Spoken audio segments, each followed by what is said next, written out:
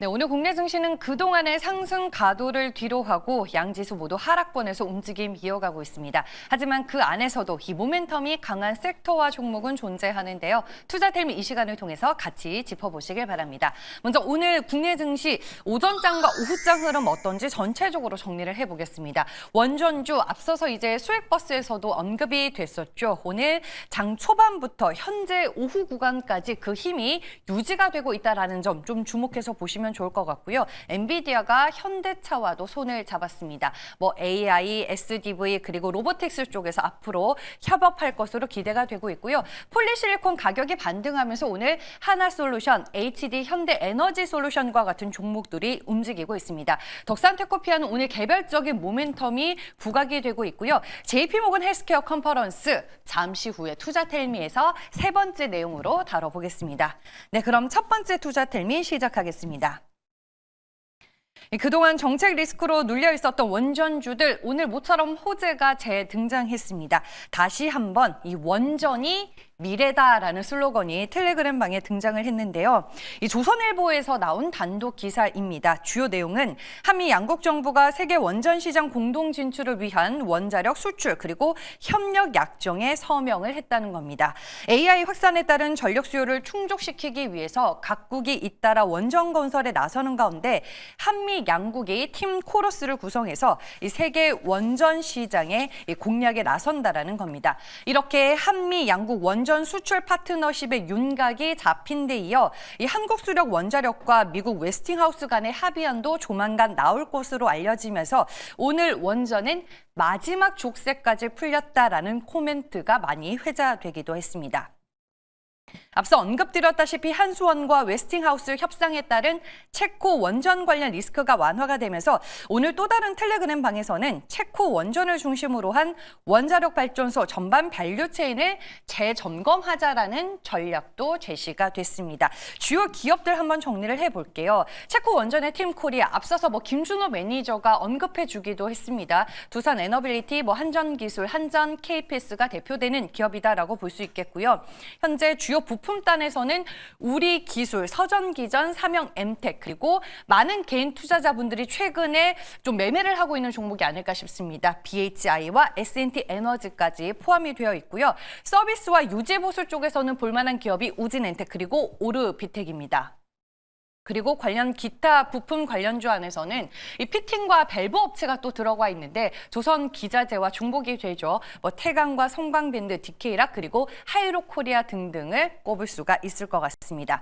오늘 원전주들 개장부터 오후장까지 쭉 그 힘이 강하게 이어지고 있다라고 말씀을 드렸는데 주가 흐름이 가장 강한 종목 5개만 제가 꼽아봤습니다. 오르비텍이 현재 14% 넘게 오르고 있고요. 우진엔텍은 11%, BHI도 두 자릿수의 상승률 보여주고 있습니다. 대표되는 대장주 두산 에너빌리티는 7% 넘게 올라 2150원을 지나가고 있습니다. 다음 두 번째 투자텔미 이어갈게요. 오늘 덕산테코피아와 이 틴치 두 가지의 키워드가 텔레그램 몇몇 방에서 공유가 됐습니다.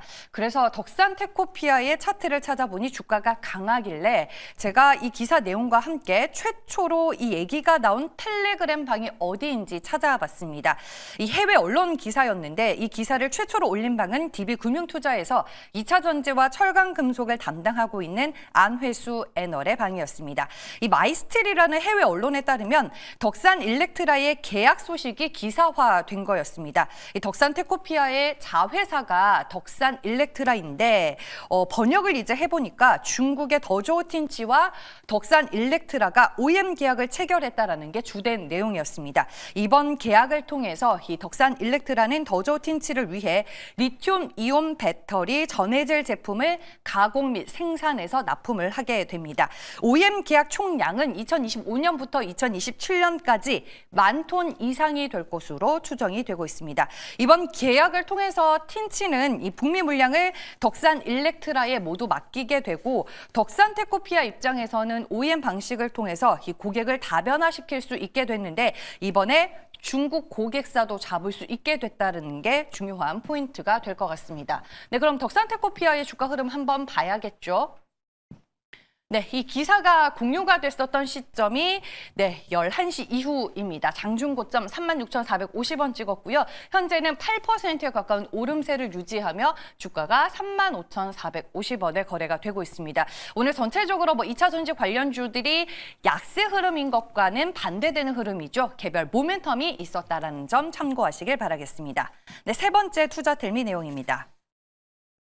이제 시장에서는 슬슬 CS 모멘텀은 가는 이벤트고 다가올 JP모건 헬스케어에 주목하자라는 목소리가 나오고 있습니다. 그래서 이제 관련 내용으로 마지막 투자 텔미를 골라봤는데요.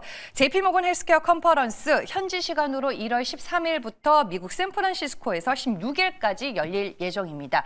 주요 참여 기업으로는 삼성 바이오로직스, 셀트리온, 휴젤 이와 같은 굵직한 기업들 외에도 유한양행, SK바이오팜, ABL 바이오 그리고 에이비온, 동은 아나텍 등 다수의 국내 기업들이 참가할 예정인 것으로 확인이 되고 있습니다. 이 레드불이라는 텔레방에서는 오늘 이 컨퍼런스 개요와 더불어서 이러한 코멘트를 남겼더라고요. 올해 JP모건 헬스케어 컨퍼런스 키워드는 지금 글로벌 제약바이오 시장의 화두인 GLP-1 기반의 비만 치료제와 항체 약물 접합체, 그러니까 ADC가 될 것으로 보인다라는 코멘트가 있었고요. 다른 방으로 이동을 해서 보면 올해 K바이오 잭팟 주인공 기대주 탑6가 있다라는 내용도 확인해 볼 수 있었습니다. D&D 파마텍은 대표적인 비만 치료제죠. 올해 임상 일상이 1분기에 완료가 될 예정이고요. 리가켄 바이오는 고형암 치료제와 관련된 임상 모멘텀이 존재합니다. 그리고 알테오제는 우리가 잘 아는 면역 항암제 키트루다 SC 허가를 신청할 계획이고요. 대웅제약도 있고 마지막으로 HK 이노엔이 K캡 임상 결과 발표와 함께 FDA 허가를 상반기 중에 기다릴 것으로 현재 기대가 되고 있습니다. 네, 제약바이오주 앞서 언급이 된 종목 위주로 주가 흐름 체크를 해볼게요. 네, 박진희 부장도 앞서서 이제 전화 연결해서 오늘 제약바이오주 전체적으로 약세 흐름이다라고 말씀해 주셨고 이쪽에서 외국인들의 물량이 나오고 있는 건 사실입니다. 알테오젠만이 오늘 상승 전환을 지금 시도하고 있는데 오늘 제약바이오주들의 주가 흐름이 비록 좋지는 못하지만 대기하고 있는 이벤트와 모멘텀이 있는 만큼 우리가 좀 기억을 해두자라는 차원에서 제가 한번 정리를 해봤습니다. 네, 투자텔미 오늘도 거르고 걸러서 핵심 내용만 모아서 전해드렸습니다. 이제 인뱅골드 최원덕 매니저와 자세한 섹터 그리고 종목 얘기 나눠보겠습니다. 안녕하세요. 네, 안녕하십니까. 최원덕 매니저입니다. 오늘 투자텔미에서 가장 눈에 들어왔던 투자 뉴스 뭐였을까요? 네, 오늘은 원전 뉴스가 가장 눈에 들어오는데요. 그동안 사실 원전이 우리가 어떤 정치적 리스크 때문에 좀 하락이 나왔던 상황인데 그런 부분을 좀 완벽하게 돌릴 수 있는 그런 내용이 나왔습니다. 일단 한수원과 웨스팅하우스 조만간 발표가 있을 것이고 이 정부 차원의 뉴스가 나온 건데 지금 이 한국과 미국이 팀코러스를 구성해서 원전 쪽에서 협력하기로 한 거 아니겠습니까? 이게 얼마나 중요한 거냐면 일단 체코 원전만 보더라도 체코가 지금 우리가 이제 우선 협상 대상자 돼 있는 거고요. 3월달에 본계약을 앞두고 있는데 체코에서도 이제 지금 미국과 우리가 소송이 걸려 있다 보니까는 그 문제를 그대로 안고 갔을 때는 이 우선 협상자 대상자가 돼 있다 하더라도 계약까지 가지 어려운 상황이었고 그런 부분에 있어서 좀 잘 풀기를 바란다라고 했던 건데요. 그 부분이 풀린 겁니다. 그래서 이번 협약을 보게 되면은 지금 웨스팅하우스가 한수원에 체코 사업 추진 관련해서 걸었던 이의 제기를 완전히 이제 없애겠다라고 이야기가 나와서 일단 그런 부분이 이 정부 차원의 어떤 협력 관계로 나왔습니다만은 이 한수원과 웨스팅하우스에 조만간 발표가 있을 예정입니다.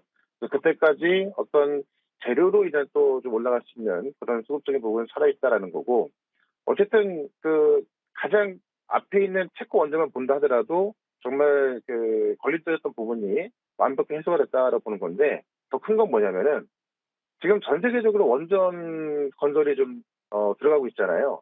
근데 현재 전 세계 원전에서 가동 중인 원전이 480기거든요. 그리고 건설이 25기고. 근데 지금 유럽과 중동을 포함해서 전 세계가 지금 새로 계획하고 있는 그런 원전 개수가 430개 달합니다. 이 얘기는 현재 전 세계에 있는 원전만큼 그만큼 원전을 또 짓는 그런 걸 계획하고 있다는 이야기라서 지금 이 AI 시대로 들어가면서 원전 시장이 엄청나게 커지고 있는 건데 그 상황에서 우리가 지금 우리 기업과 미국 기업이 손을 잡고 이 원전 시장을 공략하겠다라는 겁니다.